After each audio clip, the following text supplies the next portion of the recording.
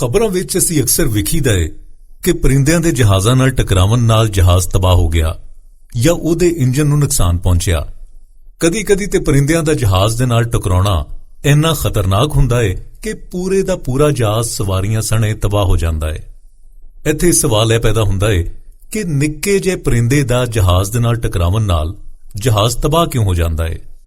ਅੱਜ ਅਸੀਂ ਇਸੇ ਬਾਰੇ ਗੱਲਬਾਤ ਕਰਾਂਗੇ।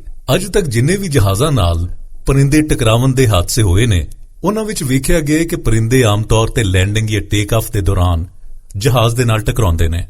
ਆਮ ਤੌਰ ਤੇ ਹਵਾਈ ਜਹਾਜ਼ਾਂ ਦੀ ਸਪੀਡ ਟੇਕ ਆਫ ਕਰਦਿਆਂ 200 ਕਿਲੋਮੀਟਰ ਫੀ ਘੰਟਾ ਤੇ ਲੈਂਡਿੰਗ ਵੇਲੇ ਤਕਰੀਬਨ 50 ਕਿਲੋਮੀਟਰ ਫੀ ਘੰਟਾ ਹੁੰਦੀ ਏ। ਰਿਸਰਚ ਦੇ ਦੌਰਾਨ ਇਹ ਗੱਲ ਵੀ ਸਾਹਮਣੇ ਆਈ ਏ ਕਿ ਪਰਿੰਦਿਆਂ ਦੇ ਨਾਲ ਟਕਰਾਓ ਆਮ ਤੌਰ ਤੇ 3000 ਫੁੱਟ ਦੀ ਬੁਲੰਦੀ ਤੋਂ ਥੱਲੇ ਹੁੰਦਾ ਏ।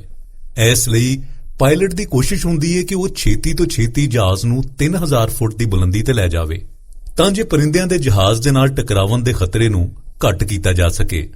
ਹੁਣ ਫਰਜ਼ ਕਰੋ 2 ਕਿਲੋਗ੍ਰਾਮ ਵਜ਼ਨ ਦਾ ਪਰਿੰਦਾ ਜਦੋਂ ਕਾਕਪਿਟ ਦੇ ਸ਼ੀਸ਼ੇ ਦੇ ਨਾਲ ਟਕਰਾਉਂਦਾ ਏ ਤੇ ਸ਼ੀਸ਼ਾ ਟੁੱਟ ਕੇ ਨਾ ਸਿਰਫ ਪਾਇਲਟ ਨੂੰ ਮੁਤਾਸਰ ਕਰ ਸਕਦਾ ਏ ਬਲਕਿ ਜਹਾਜ਼ ਦੇ ਆਲਾਤ ਨੂੰ ਵੀ ਖਰਾਬ ਕਰਕੇ ਜਹਾਜ਼ ਦੇ ਕੰਟਰੋਲ ਨੂੰ ਮੁਤਾਸਰ ਕਰ ਸਕਦਾ ਏ, ਜਿਹਦਾ ਸਿੱਧਾ ਮਤਲਬ ਤਬਾਹੀ ਏ।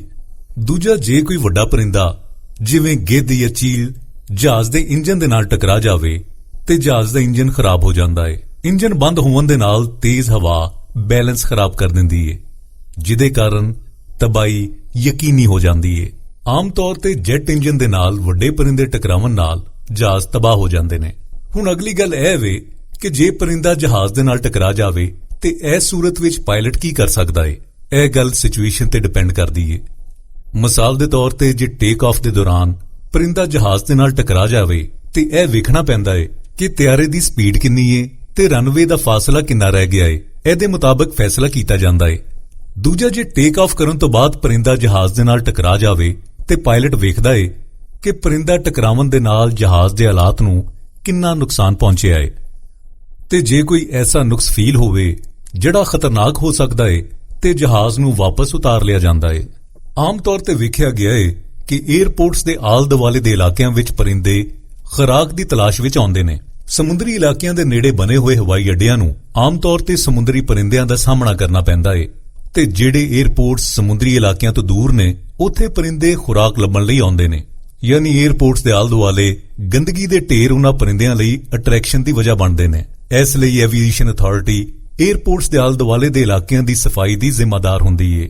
ਹਵਾਬਾਜ਼ੀ ਦੇ ਕਾਨੂੰਨ ਦੇ ਮੁਤਾਬਕ ਤਿਆਰੇ ਦੇ ਲੈਂਡਿੰਗ ਜਾਂ ਟੇਕ ਆਫ ਕਰਨ ਦੇ ਏਰੀਏ ਵਿੱਚ ਬਚਿਆ ਹੋਇਆ ਖਾਣਾ ਸੁੱਟਣ ਦੀ ਇਜਾਜ਼ਤ ਨਹੀਂ ਹੁੰਦੀ ਤਾਂ ਜੇ ਪਰਿੰਦੇ ਉਸ ਖਾਣੇ ਲਈ ਥੱਲੇ ਨਾ ਆਵਣ। ਇਸੇ ਤਰ੍ਹਾਂ food item shops, food item ਫੈਕਟਰੀਆਂ, ਸ਼ਾਦੀ ਹਾਲ 에ਅਰਪੋਰਟ ਦੇ ਲਾਗੇ ਨਹੀਂ ਬਣਾਏ ਜਾਂਦੇ। ਜੇ ਇਹਨਾਂ ਸਾਰੀਆਂ ਇਹਤਿਆਤਾਂ ਦੇ ਬਾਵਜੂਦ ਵੀ ਹਵਾ ਵਿੱਚ ਪਰਿੰਦੇ ਨਜ਼ਰ ਆਵਣ ਤੇ ਤਰੱਕੀ ਪਜ਼ੀਰ ਮੁਲਕਾਂ ਵਿੱਚ ਪ੍ਰੋਫੈਸ਼ਨਲ ਸ਼ੂਟਰ ਹਾਇਰ ਕੀਤੇ ਜਾਂਦੇ ਨੇ ਜਿਹੜੇ ਪਰਿੰਦਿਆਂ ਨੂੰ ਮਾਰਦੇ ਨੇ।